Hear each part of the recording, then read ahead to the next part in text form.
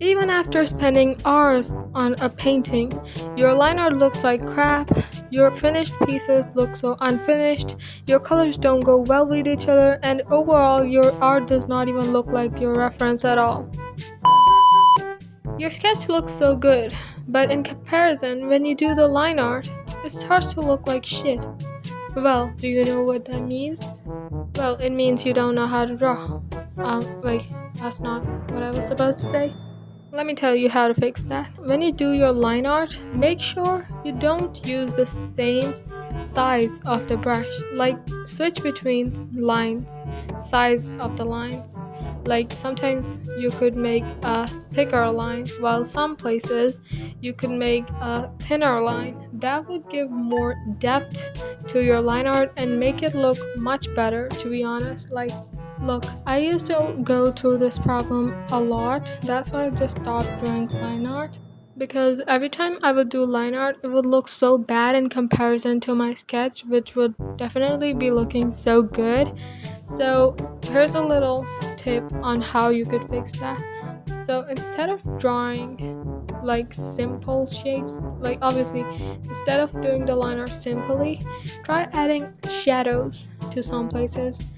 For example, everywhere you're supposed to add shadows during coloring, make sure you add them during your line art. That will completely change your line art and look at the difference. Look at the difference, man. Rendering. When you're rendering your artwork, make sure you don't use the saturated and bright colors at the start. Instead, start with more dull and less saturated colors. Like, I usually like to put the darkest color as the base, but you could also use a mid-tone. Like, don't use the brightest colors also, and don't use too dark colors as the base, as it's gonna be difficult for you to spot the difference. The benefit of putting darker color first is that when you blend it out with mid-tones, it gives a more natural and blended look compared to when you add the darker color later on. But still, that is just my personal preference. I'm not telling you to start using dark color as the base. What I'm trying to tell you is that don't use too saturated colors, as that's gonna look unnatural. Okay, next is I've seen so many people do this that they put so many different colors together that they don't even go well with each other, and their art piece just looks so uncoordinated and does not even go well together. So instead of adding 10,000 different colors, what I would recommend is that you pick one color palette for each art piece and then just select the colors from within that color palette. Like, as you can see in the example, instead of using 3,000 different colors, you could just use colors from the same color palette and look so much different already. Okay, next up, some finishing or final touches. Like, you complete your artwork, but it still looks boring and dull. Like, to add more spice to your artwork, there are two things you could do, like after finishing your artwork, and it will definitely change the whole piece completely. Like, first is that I like to add a blue, this grayish blue shade, as a tint to the shadows. Like, wherever I'm gonna add shadows to the skin or to the hair or anywhere on the clothes, I would just use this color to shade at the places I've already shaded, and then lower the opacity, and look, it looks so different already. And then pick a yellowish kind of color, like not too yellow or not too bright yellow, just a dull yellow kind of color. Add another layer and then put that color on clipping, like put the layer on clipping and then add the color all over the artwork from the back. It's like you give an effect that the light is coming from the back. This is called the rim light effect, and I really like ever since I started using this technique, it just changed my artwork completely. And By the way, for the rim light effect, you have to put the layer on the blending mode add, then it will give that bright effect and then lower the opacity. Next up, simplify.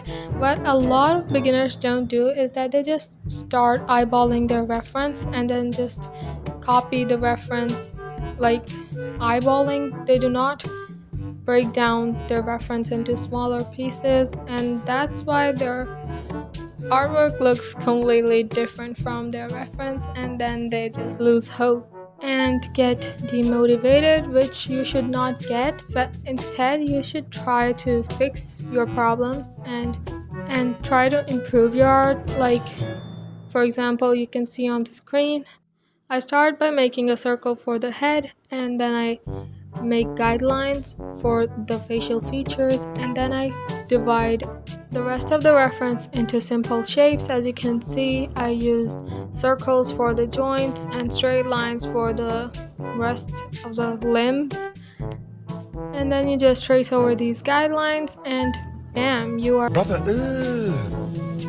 what's that? done. Wait, don't do that, I was just kidding. Well, what you have to do is that look at your guidelines and then try drawing the same shapes. Like, this is the simplest anatomy hack I can teach you, and this helps, to be honest.